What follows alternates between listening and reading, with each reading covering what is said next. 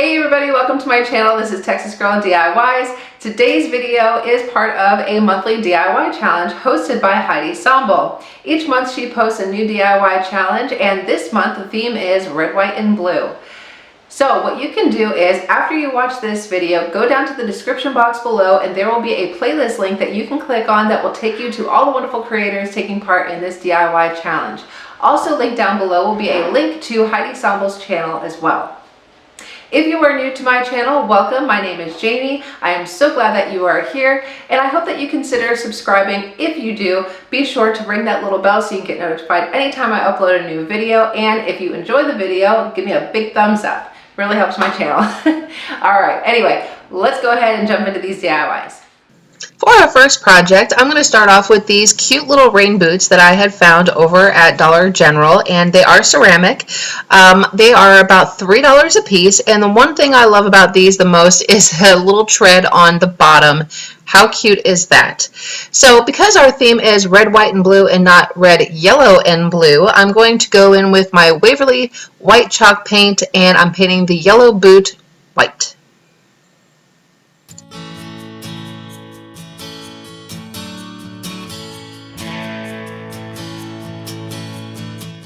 Now this may seem silly, painting a red boot red, but this is not the kind of red I wanted. I wanted a darker red, and so as you can see the difference here between my paint and the actual red that is on this boot, yeah, I wanted it a little darker. So I'm just going in with some crimson acrylic red paint, and I'm painting this entire boot.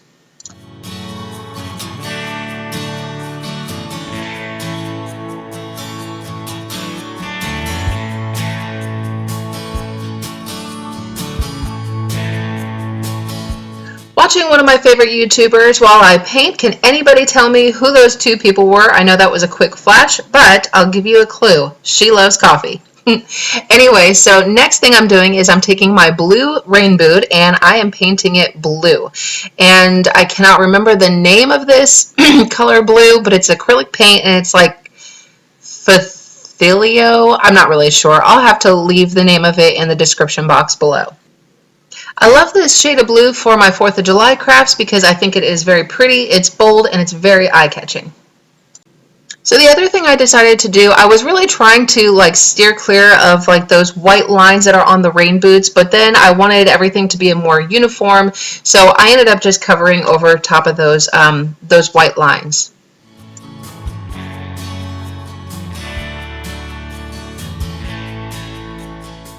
So I got thinking about it, what goes best with rain boots but an umbrella? So that's what we're going to do right now. We're going to make a paper umbrella using the scrapbooking paper I had picked up from Hobby Lobby. So going back down to the days when we were kids and we used to make those paper fortune tellers, and you know, like when you would say you pick a color and say you pick blue, B-L-U-E, and then you pick a number and then you pick another number and then you open up and then you read your fortune, right? Well, we're actually going to go back to that kind of. Or at least right here in the beginning, where you take your top corner and your bottom corner and then you meet in the middle, and then you're going to do the exact same thing, the opposite corners. Then you're just going to fold your paper in half, and then you're going to open it back up and then fold it in half the other way. So basically what you're going to have in the end of this, you're going to have a crease line going from corner to corner and then from top to bottom, if that makes any sense. So all you're going to do here is you're going to take that corner right there, and then you're going to fold the paper down to meet that corner on the bottom, and you're going to do the same thing to the other corner, bring it down to the same one, and then you're going to close it. So now you have a smaller size square, if that makes any sense. So your opening is going to be facing you and your top is going to be facing away. So then you're going to fold in your two corners, okay, and you're going to fold them into the center. Then you're going to just crease it, and then you're going to do the exact same thing to the other side, bringing that one corner into the middle, and then you're going to crease it, almost looking like an ice cream cone shape, maybe like a waffle cone or something. I don't know. Anyway, if I'm not explaining this right, I will leave the tutorial in the description box below that helped me figure out how to do this myself. So then you're going to flip it over and do the exact same thing on the other side, just taking the one corner, bringing it into the center and then just creasing it.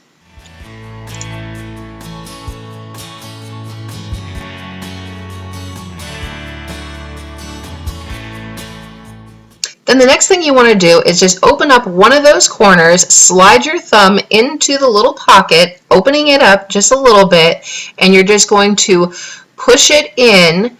If you can't see, hopefully you can see what I'm doing here. You're going to push it in, and then you're just going to kind of fold it right there, creasing the lines, and then just flipping that back over. And then you're going to do the exact same thing on the other side, opening it up, zooming in so you can hopefully see a little bit better. I hope I'm explaining this correctly. You just, if I'm not, just, you know, watch what I'm doing and hopefully you can understand what I'm trying to get at. So just sticking your thumb in that little pocket, opening it up down to that corner there, and then you're just going to push it in, and then you're just going to, as you can see here in just a second, you're going to get your thumb in there, pushing that paper in, creasing it, and then just flapping it back down. The next thing you're going to do is you're going to flip it over, and then you're going to do the exact same thing on the other side. And y'all, I just wanted you to know this actually is a really fun and easy craft to do, so I highly encourage you to give it a shot. Don't be intimidated by it. I almost didn't even want to do this because I was like, I am not into origami. That was just never my thing. But you know what? I decided that I wanted to stick with it and, you know, just give it a shot. And, you know, just take your time, slow down. You know, I was watching the tutorial on how to do this while I'm showing you on camera.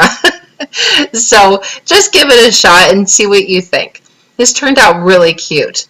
So Hobby Lobby has two different size scrapbooking paper. This is the 8.5 inch by 11 inch paper. That's the paper you want to use. They've got another one that's the 12 by 12 inch scrapbooking paper. Don't use that one because I tried to and I was having a very difficult time. So the next thing I do, I grab a second piece of scrapbooking paper, and I decided to use a different pattern on this one, but it's still 4th of July theme, red, white, and blue, and I'm doing the exact same process as I did with the other scrapbooking paper, and I'm just cutting and folding the exact same way I did with the first one.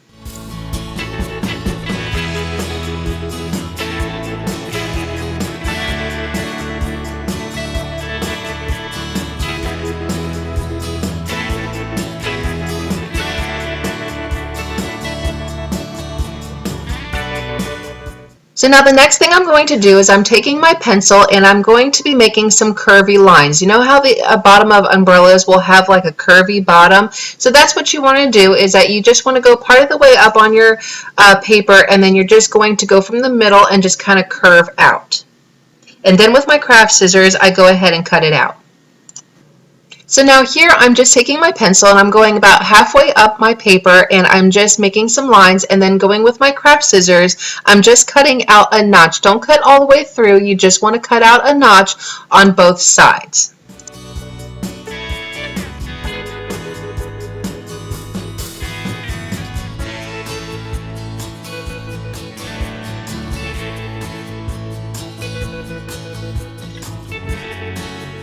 And so now just opening it up and you can see what it looks like. And then once you have that, you can just go ahead and gently put one finger in right where it is cut, and then taking your other two fingers and then just kind of pinching and going all the way around this part of your umbrella.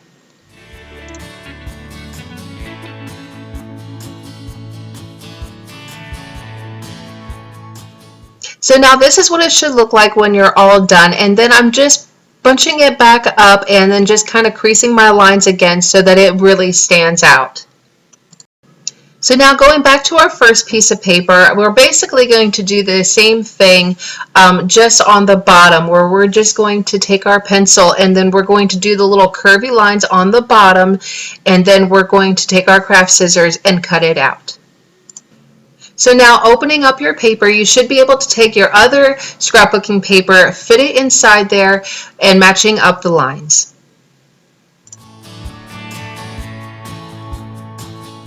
So now just taking some regular school glue, I just go ahead and put some glue all over the inside of that first piece of paper, going around the entire thing.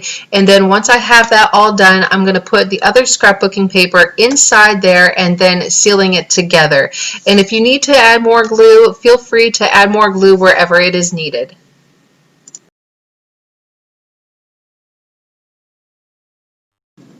So here I'm just going to go ahead and take my craft scissors and I'm just going to cut a tiny little notch on the bottom and on the top so then I can fit my kabob skewer in through the holes. So now to really finish off this umbrella, I just used a tiny wood bead that I had left over from my stash and then just a tiny amount of hot glue and just put that little tiny bead on the very top of my umbrella. And then I just added a very small amount of glue underneath the umbrella so that it wouldn't slide around so much. And then your umbrella is done. And then all I did was finish decorating my rain boots with some Dollar Tree flowers, and then this project was all done.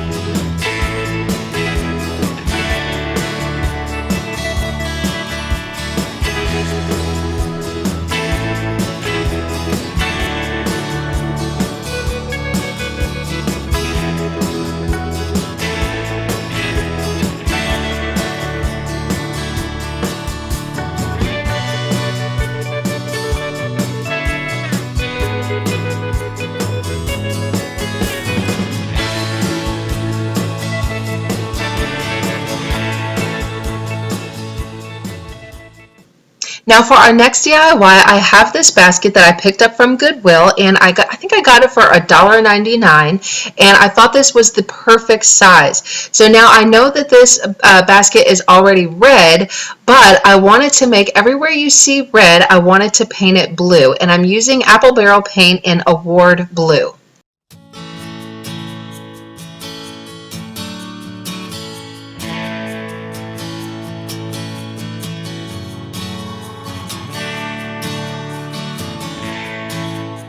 So now going in with my Waverly chalk paint in white, I'm painting everywhere you see the green, and the natural color of the basket is going to be painted white.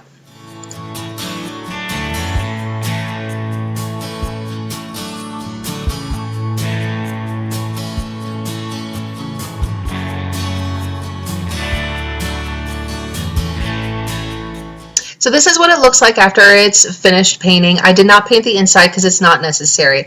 I had picked up this red bandana from the gas station because I really like the idea of putting the bandana inside the basket and then leaving it fluffed over, because the basket and bandana, it just made me think of picnicking and 4th of July and fireworks. I really like the idea of that in my head. So anyway, once I get that bandana put in there the way I wanted to, I use this floral foam and I just kind of put it in there so I can decorate it with some Dollar Tree flowers that I had.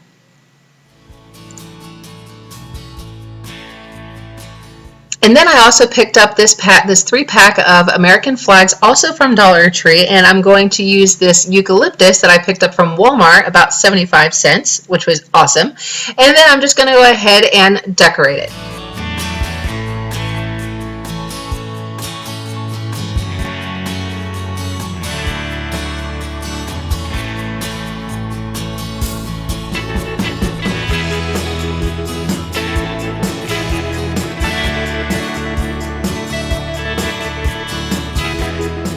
Now adding the American flags to the basket, I think this winds up turning into the cutest centerpiece for your table for 4th of July.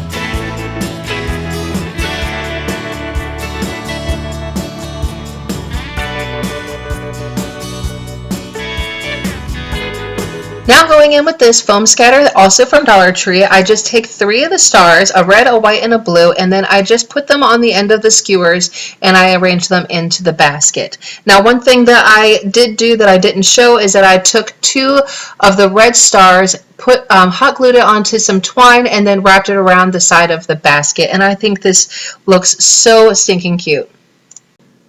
Okay, so I'm saving the final reveal for this till the very end of the video. Now for our next DIY, I used 4 of the foam dry erase blocks found over in the teacher section at Dollar Tree. Now I grabbed these because normally I would try to find the foam dice that you could probably find any other time except for when you need them. Couldn't find them, but it's okay. I'm actually glad that I ended up using these ones because these blocks are actually a little larger than the foam dice, so this ended up working out in my favor. Now the dry erase part does come off, but you have to use the Goo Gone, and I have the aerosol can of Goo Gone. So what I did was I just took some Goo Gone and I sprayed each circle all around the entire block, and this just lets the Goo Gone just kind of sit and eat up at the sticky stuff. And then I was able to go back to the first one and then peel it off, and then if any of it was giving me a hard time, I just took a dry rag and I was able to kind of help remove the any of the paper, and this ended up being really, really easy.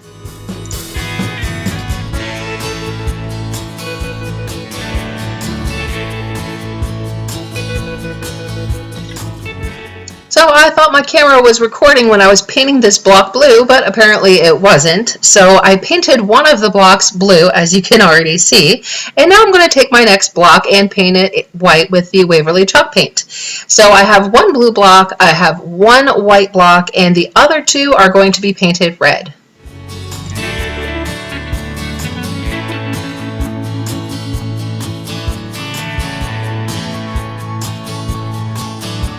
So here is that red crimson acrylic paint that I used, and I just did one coat over top of the, guess what, the red blocks. And I know that you're probably thinking, well, that sounds silly. Why would you paint red blocks red? Well, just like with the rain boot, it was the shade of red that I was looking for. So nice thing is that each of these blocks only needed one coat of paint.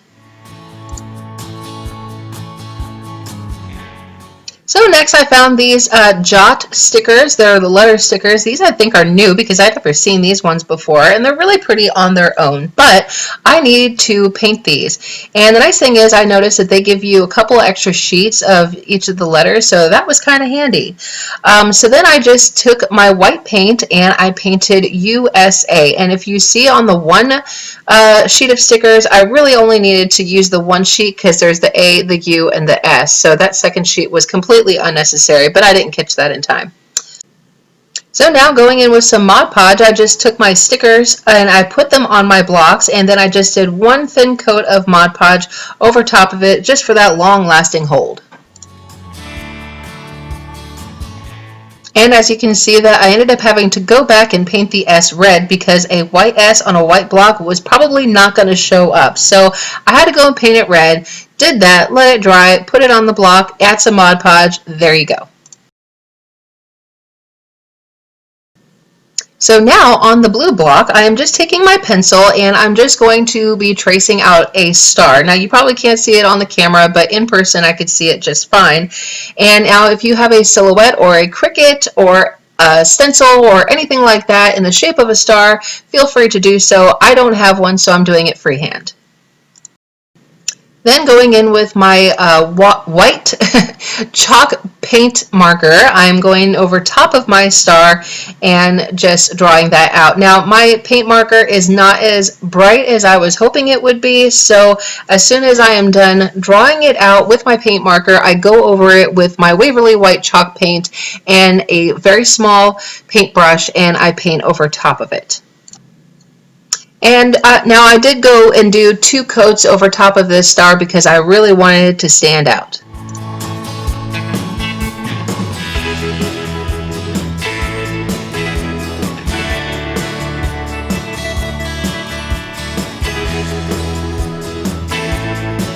So now, one turn on its side next to the star, I decided to take my chalk paint marker and freehand fireworks because, I mean, what 4th of July doesn't have fireworks? Well, this year we might not have it, and that's really sad. But I did some fireworks on my block, and I think it turned out really cute.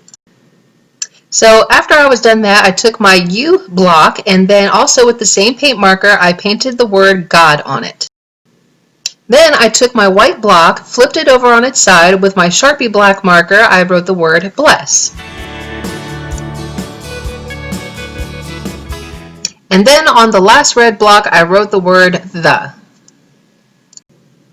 So now it's time to assemble these blocks, and with some hot glue, I just put some hot glue on the first block, and then I kind of offset the other blocks as I was stacking them because I just wanted them turned a little bit, and I just did that with all of them.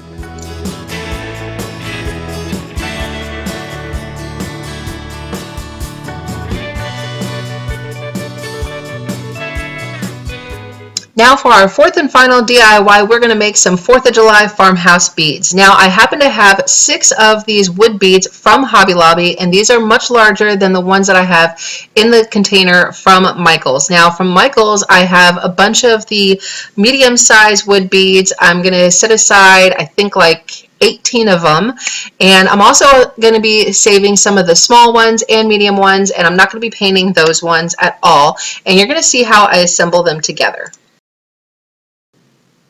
Now just taking my large wood beads onto a kabob skewer, I'm going to paint them white with my Waverly white chalk paint.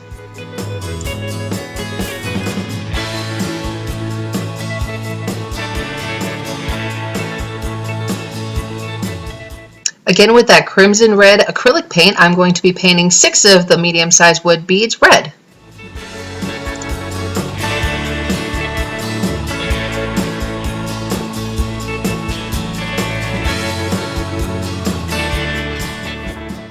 And with that same pretty blue color I've been using for my other projects, I'm going to be painting 6 of the medium beads blue. So now I have 6 blue, 6 red, and 6 white.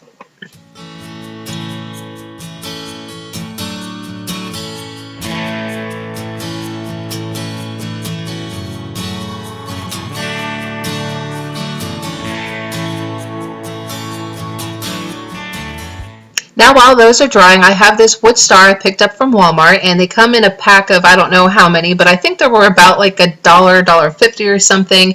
Anyway, I take the Waverly white chalk paint and paint both sides of this star. So I'm not sure what happened to the footage of me assembling this farmhouse beads together, but anyway, let me tell you what I did. I made this tassel. I just took some jute twine, wrapped it around my fingers about 17 times, cut the string, then I took some extra string, and then I wrapped it around towards the top of my tassel, and then I tied that into a knot. Now I made sure that I left extra string on either side of my beads for the star and for my tassel. So then the extra string that I had at the one end, I just looped it through my tassel, tied it in the knot. Then I took my craft scissors, put it through the loop, cut the very end off of it, and then just kind of trimmed it up a little bit. There are tons of videos on YouTube on how to make tassels. They are super duper easy to do.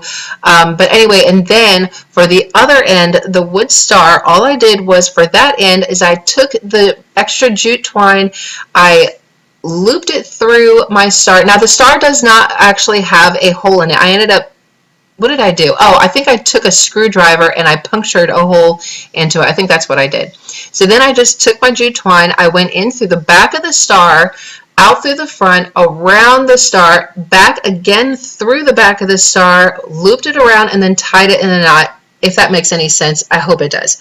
Anyway, so then once that was all done, here I am now trying to write out the word freedom, and I used my pencil first, and I made a ton of mistakes because I was trying to, I wanted it to look pretty and write it in cursive and everything, so I did the best I could, erased a ton of times, but then once I finally got it looking the way I wanted it to, I just went in with my black Sharpie marker. It's a black Sharpie paint marker, actually.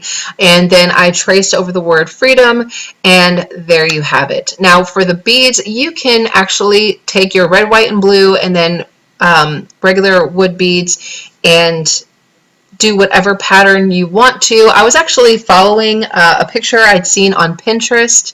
So, you can look that up. I think I could probably leave it in the description box below.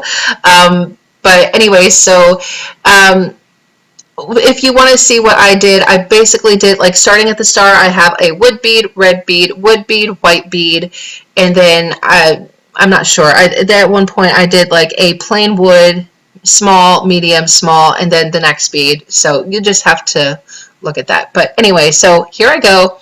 writing the word out again in my pencil and then going back over it in a black Sharpie marker. Now, the word did not turn out perfect in any way, shape, or form, and I am totally okay with that, but I still think it looks really cute.